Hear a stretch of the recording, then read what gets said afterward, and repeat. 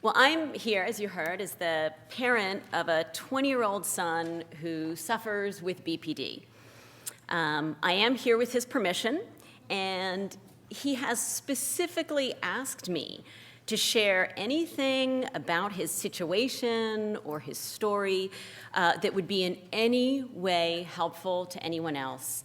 Because, as he put it, if there's anything that he can do to alleviate someone else's suffering, to prevent them from having to go to the depths that he has gone, then he's happy to do that.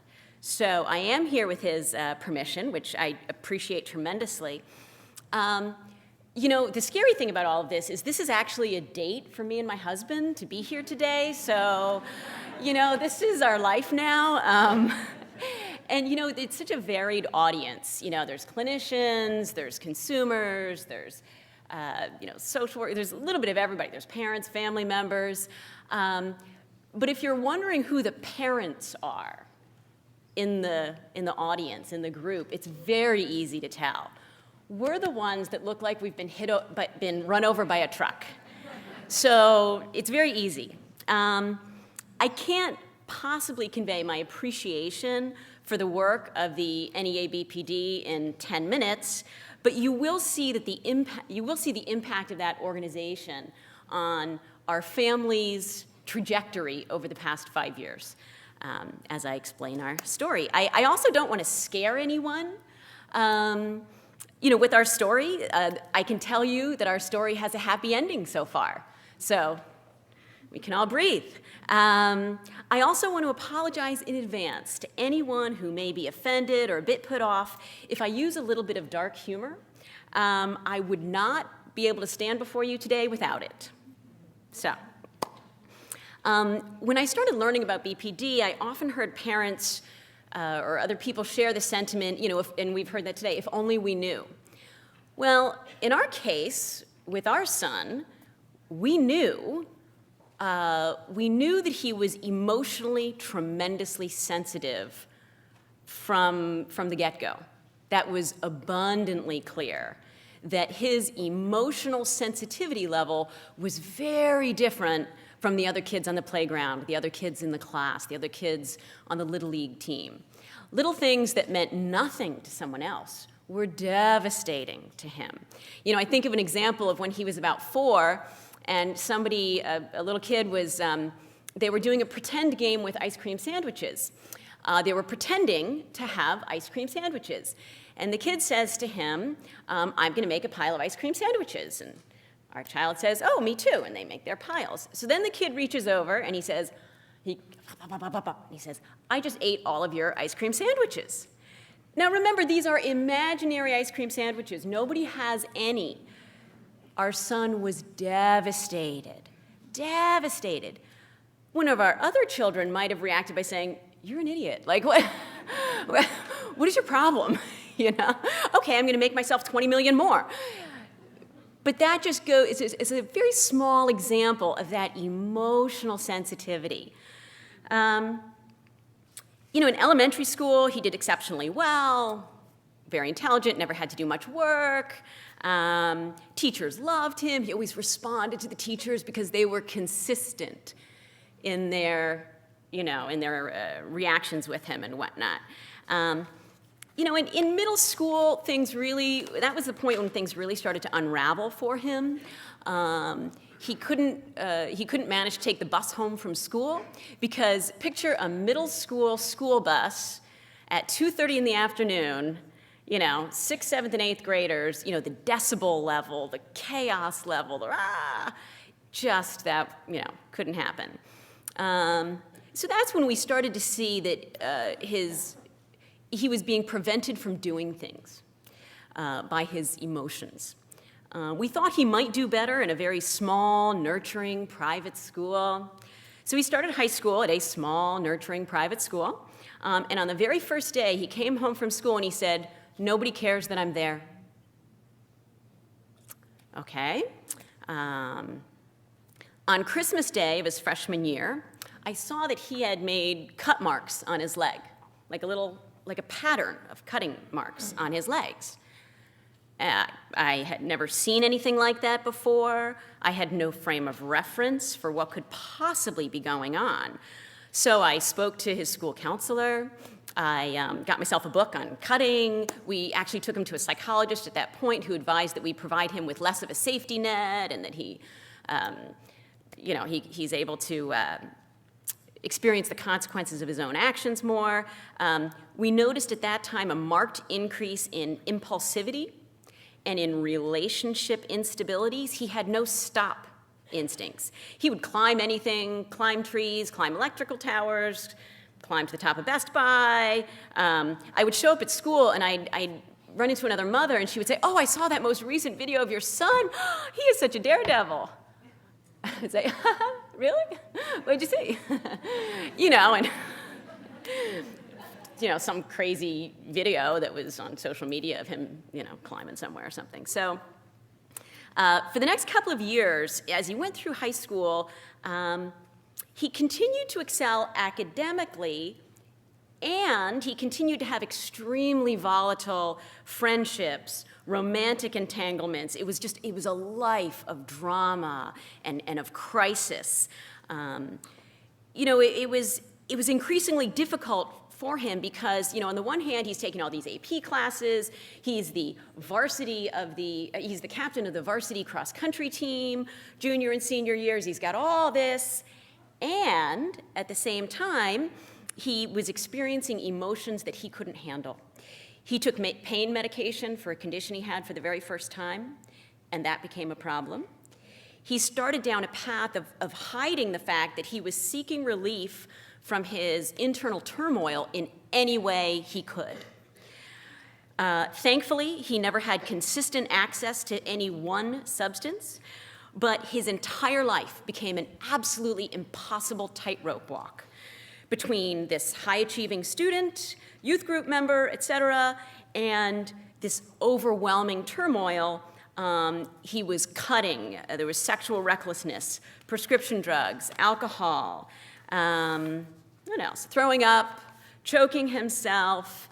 His self-harm escalated. I'd be driving him to school in the morning, and I'd look over and realize that he had a red ring around his neck and that he had been trying to choke himself.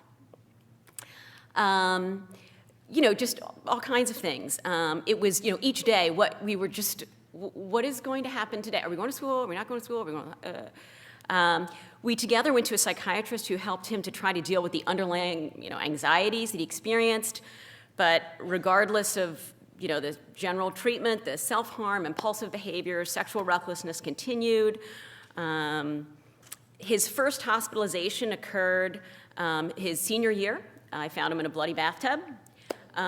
He was released after 24 hours. He had a second hospitalization shortly thereafter. He was in the hospital for 3 or 4 days, and then he was released. Self-harm and impulsivity continued, escalated, and it became increasingly varied, creative, and lethal throughout his senior year of high school.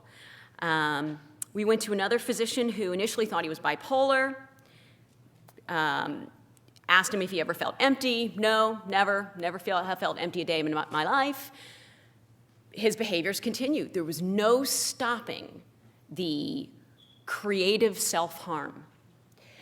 Until one day, the physician asked him in an appointment, and thankfully the physician was very open to involving me in the treatment because I could give insight, things that he couldn't see. And he asked our son, "Have you ever felt lonely?" Ding, ding, ding, ding, ding. That was the magic question. Talking about language, our son couldn't relate to the idea of feeling empty, but boy, could he relate to the idea of feeling lonely. And that was the magic right there that led to the BPD diagnosis. His response was every minute of every day, crushing loneliness. So, of course, having a diagnosis doesn't really provide treatment, however, necessarily, but we still had an accurate diagnosis. We waited a month or so for an appointment with a DBT therapist who was able to confirm the diagnosis, which was great. But they didn't have time, they didn't have room in their schedule to treat him, so we were just seeking treatment. We waited for a couple of months to get a spot in the IOP, and there was just a miscommunication for how that would all happen. So he arrived all excited the first day. he graduated from high school on a Friday, and he showed up at DBT at the IOP on a Monday, and they said, oh no, you're just here to be on the wait list for the DBT program. He was like, what? So it was just a miscommunication. He was eventually referred to a DBT therapist with whom he went through one cycle of a DBT class. It's interesting, he felt that it wasn't a great fit with that particular individual. He said he felt treated like a curiosity. And he actually said to me, he said, Mom, what I need is skills. I don't need to be fascinating to someone. I don't need to be interesting to somebody. I need to know what to do. So that, that was very telling. At that time, I remember the psychologist telling us that our son had a prefrontal cortex like Swiss cheese. Okay, good to know. During this time, I was still buying OxyClean to clean all the blood out of everything in bulk. I would show up at the counter in Target, and I would have a cart full of bandages, OxyClean. They must have thought I was a murderer. I don't know. I was trying to, these moments come to mind that stand out. Standing at the pharmacy counter with all my bandages and my OxyClean and whatnot, and it's sort of an odd experience. Perhaps unlike other family traumas, throughout this experience, there weren't other moms who were helping with rides for my other kids, picking kids up at practice, provide meals. So to the clinicians that are here, please understand how alone these family members can be feeling. I mean, they're suffering so acutely. We want the best for our loved ones. We may not be able to provide it without your help. We need your help. At one point, I went to a therapist myself and tried to get some help, and trying so hard to help. She was so well-intentioned. And so she told me in our second session, she said, I just want you to understand that your son will never be able to accomplish what he wants to do in his life. Okay. Thankfully, I didn't believe her. So I went to an NEABPD Family Connections class, and that changed the course of our family's experience. We learned specific skills that enabled us to help our son, ourselves, and our other children. Throughout this whole process, we had lost our confidence in our ability to have a rich and loving relationship with our son. The relationship mindfulness skills that we learned in the class enabled us to walk and work together with him through the terror and the fear and the uncertainty that he and our family experienced over the next several months. Learning about validation skills changed the tone of our conversations within our home. These were the skills that we had to learn and practice, and as we did, our relationship with our son improved dramatically. His other symptoms continued, but it was truly a sea change because we were facing everything together as a family unit. Because his symptoms continued unabated with self-mutilation, impulsivity, and drug use, he ended up deferring college for his freshman year, culminating in an episode with him slicing himself open in such a way that he hoped to effectively bleed out. Again, he himself expressed ambivalence about that. He said, if I die, I die. If I don't, I don't. He did end up inpatient in acute care for about 6 weeks. We had to keep coming back to the skills that we had learned in the Family Connections class regarding radical acceptance of our lives and his, so that we could calmly support him and his siblings. You face such odd circumstances. Okay, so my son is in the hospital in an acute care unit that, he's only designed to people to be there for a short period of time, and he's there for 6 weeks. Meanwhile, I'm back at home, and I've got, how do you get rid of a bloody mattress? I don't know. You don't take it to the dump. You can't take a blood-soaked mattress to the dump, can you? No, you can't, because they will think you're hiding a body somewhere. Can you put it out by the curb for bulk pickup? No. Gonna answer that one right away. Can't do that either. These things that your patients' families are going through that you just can't, like, they're just absurd. They're absolutely absurd, and they're not the kind of things you talk to your neighbors about. Hey, listen, I've got this really bloody mattress. It looks off. And the carpet, the carpet guys are going to come in to replace the carpet in his room while he's in the hospital, but it is blood-soaked, and I'm just wondering, like, should I have them come take that out? Will that scare them? Or do we have to, stay up all night and take out the carpet himself and, do something with it so that, that nobody thinks there was a crime? So all these odd things happen. In any event, another turning point, I will say, and you don't hear much about medication with BPD, but with our son, there's so many things going on at the same time that finding the right medication truly was a turning point for him. And our psychiatrist, who continued to help us while he was in the hospital, would consult with the psychiatrist at the hospital, would talk to us, help facilitate communication, really went out of his way. He called me up. He said, a study just came out in the American Journal of Psychiatry, I want to talk to the psychiatrists on staff and talk about trying this with your son, and everybody was on board, and we tried it, and it made a difference. Our son describes his experience with medication as follows. He said that he is like a boat on an ocean, and the ocean, these huge waves of emotion are coming, and they're just, he's this little boat, and it's just at the mercy of these waves.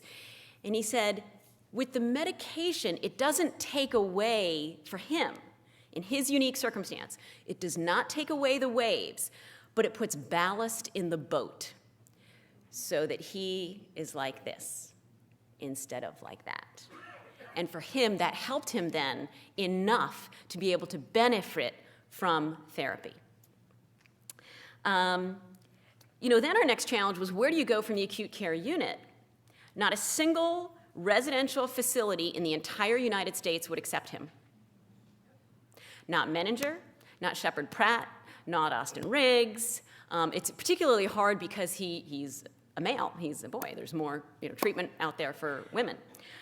We could not find a single residential facility that would accept him, even though he was doing much, much better. So I was told to just leave him in the acute care unit for another probably 3 months or so until a spot opened up in the state hospital, and that would probably be where he would be living then from that point forward.